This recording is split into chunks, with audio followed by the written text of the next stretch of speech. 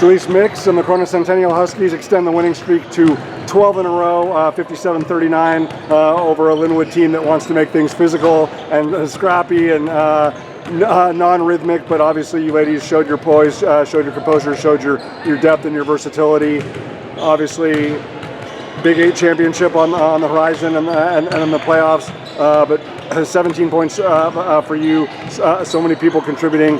Jelise, when this whole thing finally started on December 26th, and now fast forward and we're on the cusp of February, just how much do you feel like you've grown and how encouraged and proud are you of what this team's been able to do in such a short period of time? We've had a lot of diversity coming in, and I feel like I improved most with my confidence and just shooting the ball when I'm open, and yeah. Just in terms of what we saw today was, obviously it would be even more so, if Cydnee Douglas was healthy and able to play, but but with Cydnee Bryant in there, but we see the inside outside, right? Like when Buddha's getting things going in transition, it's like we have her and you and Princess and Kalisa on the perimeter, and then obviously allows it gives Cydnee space to be able to run and get lane.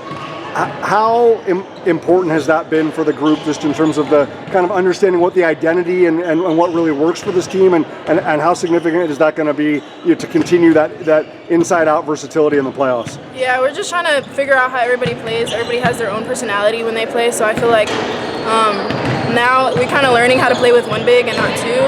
So we're playing much faster, I feel like, and everybody just has to adjust. The fact that there's been so many times where it's it's 4 games in a week, and it's back-to-backs or 3 times in 4 days. I mean, obviously, no one ever wants to see Cydnee Douglas or any of you ladies hurt and unable to play. But just how proud are you of just first of all the endurance, second of all the mental toughness and just the focus and the discipline and the commitment to really make the best of what is the most unique situation of any team in the Southern section. Yeah, we're just dogs, and our coach taught us to play through it, and we just gotta live with it. Honestly, if freak accidents happen, like Cydnee's finger and Buddha's tailbone, freak accidents happen, so we just have to recover and play smart. Like I said at the outset of our conversation, 12 consecutive victories, and obviously big one against King, to be able to make sure that the Huskies get another Big VIII League championship, on the resume. Do you feel like that is also indicative, Jelise, of the team collectively playing its best basketball? I felt like early on it was because this group was new to playing with one another, that people kind of individually played to their strengths. But do you feel that what we've seen, especially in the Francis Parker game today, again, like I said, against a very physical